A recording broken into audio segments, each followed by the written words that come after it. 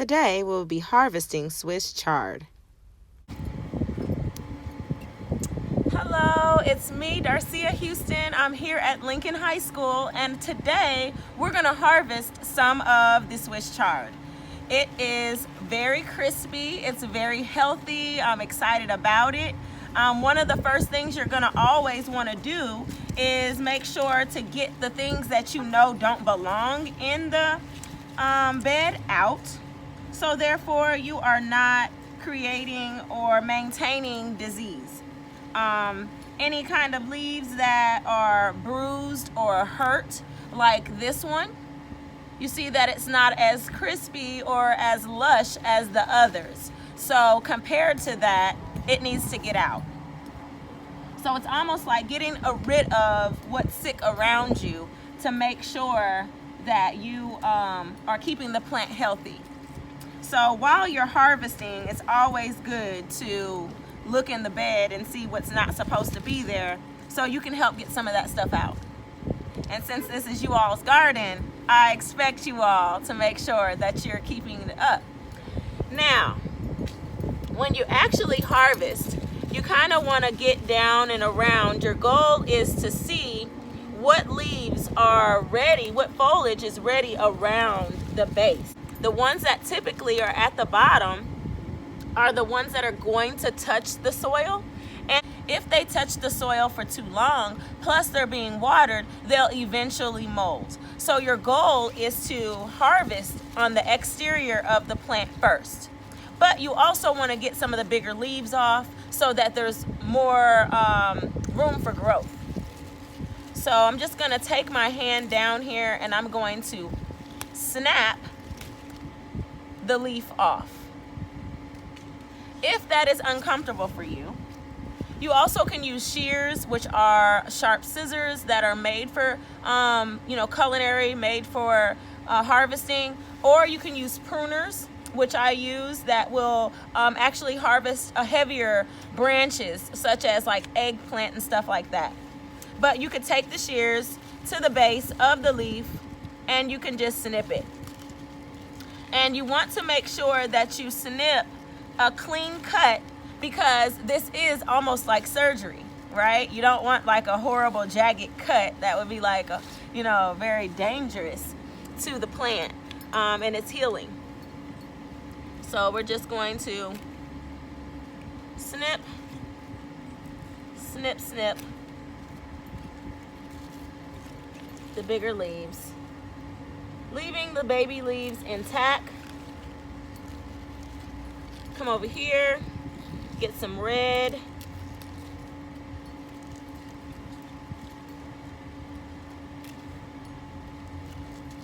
Over here's a big one. So you're definitely moving around. You don't always have to harvest everything off of one plant. The goal is to move around. So we're getting a good bunch here.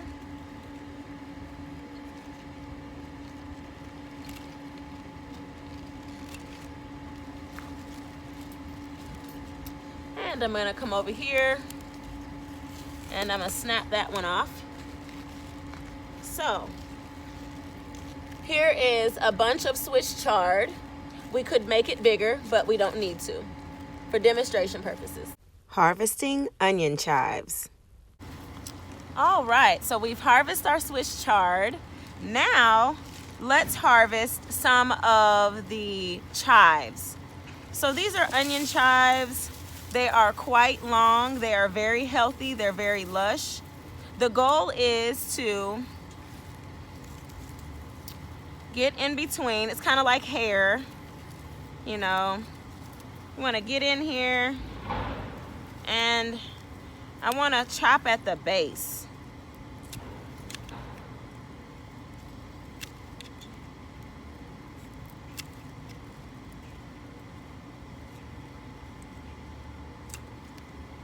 So when you go to the grocery store and you buy chives, these are not green onions. Green onions and chives are totally separate. But when you go to the grocery store and you buy them for about $2.99, it's going to be way less than this, and it's going to be very small. They're going to be thin. So growing your own allows the opportunity for you to consume a maximum amount of nutrients, and you get a lot for a little. These seeds cost us $1.20, and here we have a lot of chives available for harvest whenever they continue to grow. So that's another plus for us. But when you go to the store, check for yourself on how much the chives cost, and you tell me how much you get, the quantity. The quantity is going to be extremely different. So right now we have Swiss chard and chives. Harvesting mustard greens. All right, so now I'm going to show you how you can harvest the mustard greens. These are mustards. Chives are within the mustard greens, which helps with pest control. And you're going to go to the base of the bigger leaves, and you're going to cut the bigger leaves off. It's going to be a clean cut, and you want to leave a lot of room for sunlight to get into the youth, help out the youth, want the baby leaves to grow very well as well. So I'm going to use multiple plants to harvest. Oh, there's a big leaf right there. So your goal is to find the biggest leaves, and at the same time, you're paying attention to what greens are not looking the best. So I'm gonna put that bunch right there. I'm gonna put my shears on the ground, and I'm gonna come through and I'm gonna get the leaves off that don't look that well, because they're taking up nutrients for no reason. So we have a lot of stagnant growth in some of these leaves that we need to get out of here, so that the plant doesn't spend time giving nutrients and trying to repair greens that do not benefit us. Also, you want to get the leaves out too. So maintaining the garden is about cleaning and grooming the plant and the area around it. There's a bag for trash, which is actually compost. And we have a bunch of mustard greens. Harvesting oregano. All right, you all have a wonderful immunity plant out here. It's called oregano, and oregano is great for women's health. It's great for antifungal. It's good in pastas, and it is a wonderful tea as well. If experiencing any COVID symptoms, in my opinion, oregano would be in my diet, it would be in my tea, and I would also take oregano supplements. Personal opinion. But harvesting oregano, you want to make sure that the actual place that you harvest is at least 6 inches long. And you want to harvest heavy on herbs because they will grow back, they'll regenerate. They can climb, and they have a few things in them, but it's a natural pest control as well. So the taller ones that you see are the goal for me. This one right here, totally, I'm gonna try to get some of that. I'm gonna come over here, there's a long one, partially because these ones on the outside are eventually gonna try to leave the garden, so let's groom the outside first. I also challenge you to go to the grocery store and see how much oregano costs, and see how much for $1.29, how much you get throughout time. And this will continue to grow throughout all seasons.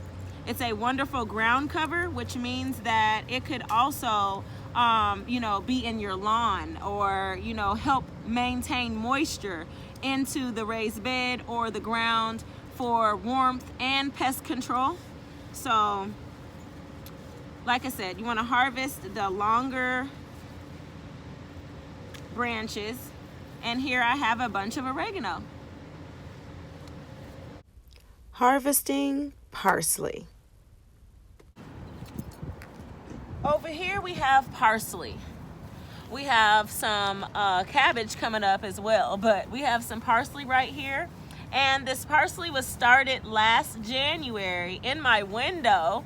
I started it with an egg crate, and my husband started a lot of pots as well. We had a tragedy while you all were away for the break. The water was cut off here at Lincoln, and this all died back. We had a few leaves, a few pieces on each plant that were like still kind of alive. So I went and got a lot of nutrients, and I brought it back and I incorporated the nutrients, and here we have a lush crop that is very healthy now. So I'm excited about that. I'm glad to know how to do that. But parsley has a wonderful health benefit for the bladder, and that's what I love to use it for, but it's also a fabulous smell and flavor for cooking. So your goal is to actually harvest all the way down as far as you can this type of crop. So I'm going to pull back, if you can see here, and I'm going to harvest kind of at the base. And if you were just to harvest the leaves, then you're going to have a stem that's going to shrivel up and die and eventually bring about gnats and pests and things like that. You don't want that. So you want to definitely go as far as you can to the base of the plant without pulling up the plant. Don't jerk the plant. Be very kind, because this is life. But your goal is to get herbs from the base of the plant, around the plant, the same ways that we did with the Swiss chard. So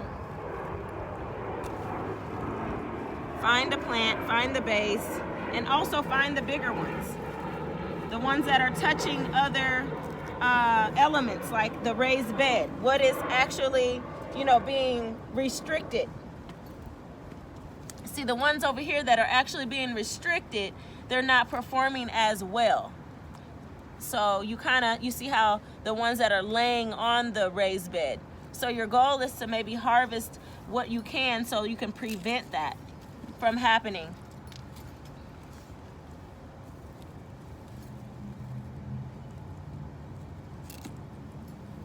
It doesn't have to be a long process. I'm only taking my time as I'm showing you all that I'm harvesting at the base, and that this is a bunch, and I can make it bigger.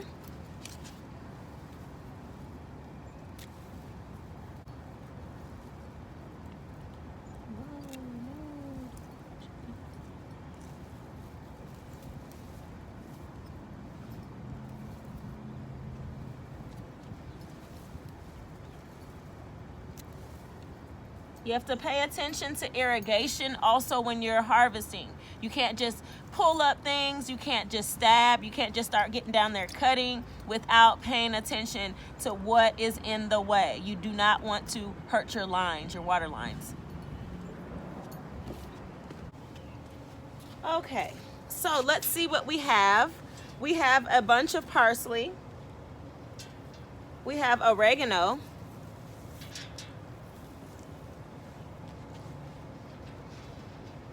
And we have chives. So this is an herb bunch right here of oregano, parsley, and chives. Good for your bladder. Oregano is good for the blood. And onion chives are good antifungals. So they all help you maintain health and balance, along with greens. A lot of chlorophyll, a lot of iron, a lot of blood help as well. And this is a wonderful bouquet of herbs. A bunch of herbs. Oregano, parsley, chives, Swiss chard, and mustard greens.